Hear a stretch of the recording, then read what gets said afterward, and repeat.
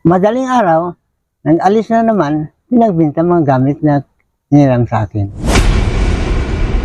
Nung mga hiniram na gamit sa'yo, Oo. imbis na magpaalam, ninakaw pa, tapos Ang binintan pa, kapitbahay namin.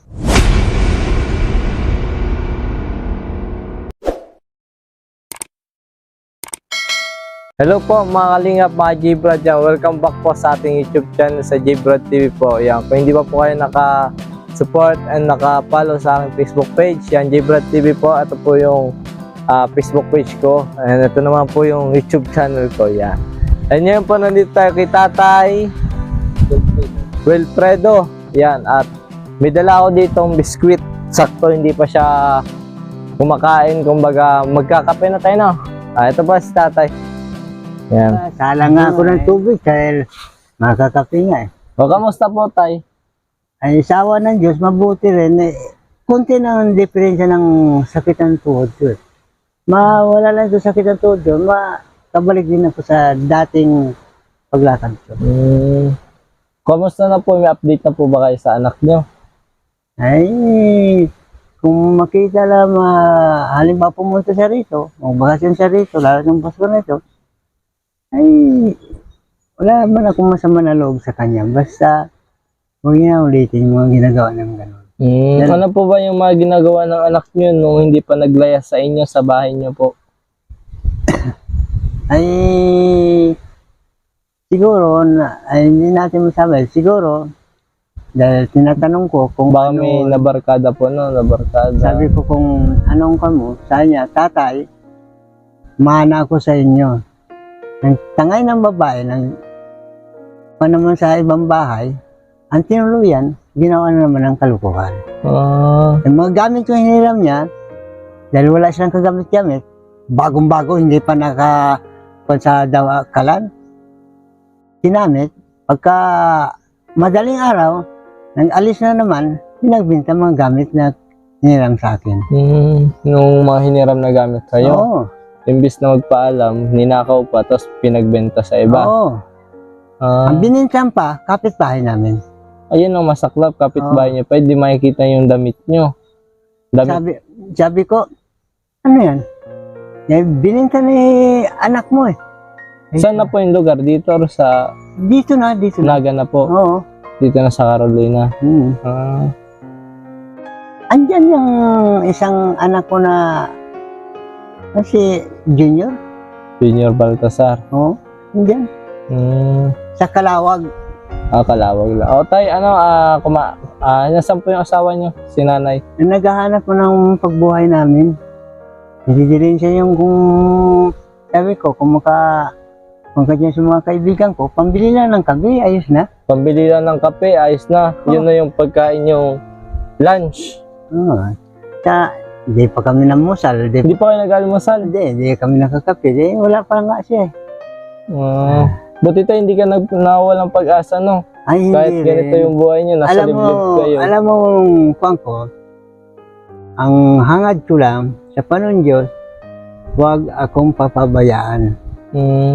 Tulungan niya ako kung pwede. Ng mahal na Diyos. Anong klaseng tulong tayo ang hiniling mo sa Diyos? Kung anong matulungan niya sabi ko, layo mo lang po ako sa mga sakit, yung anong klaseng sakit. Yun. Isa yun sa pinanalangin ng lahat ng tao, no? Oo. Totoo yan.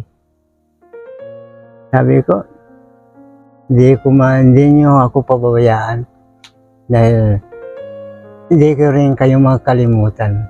Yun. Salamat tayo. Tay, ito pala, di ba, sakto, hindi ka pa nag-almusal. May dala ako ditong crackers. Yan. Ito tayo, crackers. Sige, maraming salamat sa inyo. Pwede mo na yan tayo mamaya kainin pag-alis namin tayo para habang inihintay mo yung asawa niyo po is may kinakain po kayo. Kasi ang alam ko, itong nagbigay nito is hindi rin mayaman. Hindi rin, kumbaga, talagang galing sa puso nila na nag-flash na lang po natin sa screen. Ito po sila, yan, no? Yan, nandito po sila kay tatay. Yan, maraming salamat po. At kahit pa paano, nabalikan po namin si Tatay Baltasar na mabigyan na sakto, hindi pa siya kumakain. Binigyan namin ng pang-ulam, biskwit yan, at para na rin yung imbis na ibibiling ulam, bukas nyo na kakainin. Sana hindi tayo bumili ng mga mapapanis. Sana. Ay, hindi. Kasi, di ba? Kailangan na yan lutuin isda kasi resistensya, pampalakas na, no? Para makalakad ka na. Lagyan mo ng kundi suka para hindi mapapanis. Yan, ang ganyan. Sa may suka. Paano ka tayo nakababa duman sa loob? Nagawak-awak ka lang. Oo. Ay, walis ako dito, palibot para malinis. So, may mga daon na naman eh. Oo. Yan, ganun kasi pag si tatay, kahit na masakit yung tuhod niya na hindi siya nakakalakad, gapang pwede na malinisan lang Ako yung mga nasa paligid ganito na yan. Walis ako. Isang kamay ko, yung angkal. Parang tukod yung isa, yung isa nagwawalis. Yung mga ka-J Brad, mga kalingap, ang isang kamay is nakasuporta dito sa lupa. Dito mismo. Tapos ang isa is nagwawalis. Ganyan ka na si tatay para malinisan Ang sabi ko, pag may dumating na tao, malinis. Tignan kahit maliit ang bahay. Yun ang maganda. Yan ang sa kapaligiran talaga si tatay kahit mayroon. Oo. O tay, ano po tayo masabi nyo sa ano nyo po sa anak nyo? Ang masabi ko lang sa kanya, kung aliman itong paso na ito, kung isa dito, ay malamog din ang puso ko, papatawarin ko siya. Kapatawarin nyo po. Yung yung sinasabi mo tayo yung kanina tay, yung sinasabi mo, yung sa anak mo. Kanina. Ano yung sinabi ni tatay kanina? Yung anong tawag dito, yung payo, anong payo mo sa anak mo? Ay, papayo sa kanya, muna sa kwan, hindi na siya gumawa ng ginagawa niya dati. Yung dati, yung makasalanan. Kalimutan niya na. Dito na siya sa bagong panahon. Kung nasaan, maabutan ka pa niyang buhay, di ba? Kung maabutan niya pa kung buhay, maraming salamat na sa Panginoon Diyos. Huwag ganyan. Tapos ano ba po tayo? Ang kukulang sa kanya, pagbutihin niya ng kanya, balik na siya sa dating pagkatao niya. Mabait po yung dati, mabait. Mabait yung dati. Baka tayo na Siguro barkada lang. nasa barkada. Kasi marami nga yung mga kabataan na nadala sa barkada, mga kalokohan tulad ng mga pagnanakaw, addiction. Yan. Tapos, yan. mga ganggang, yung ganggang bagata, yung mga grupo-grupo. Grupo-grupo. Yan. Lalo yan nandun ako sa Manila. May Sigi-Sigi Gang. May City gang. Spoknek. May Okso. Okso gang. Ang kangkulan noon, yung nakatrabaho ako doon sa Manila kay Mr. Aquino sa Barnicure, puro mga Sigi-Sigi kasama ko. Pero mababait din sa akin. Depende na kung may gawin kang kalokohan natin, no? Depende lang. Parang sabi niya, Kusa, sabi ko, bakit? Bakit kayo nang kakusa? Bahala ka talaga eh. Kami sige-sige po. Sabi ko, paano na ako mong bahala ko?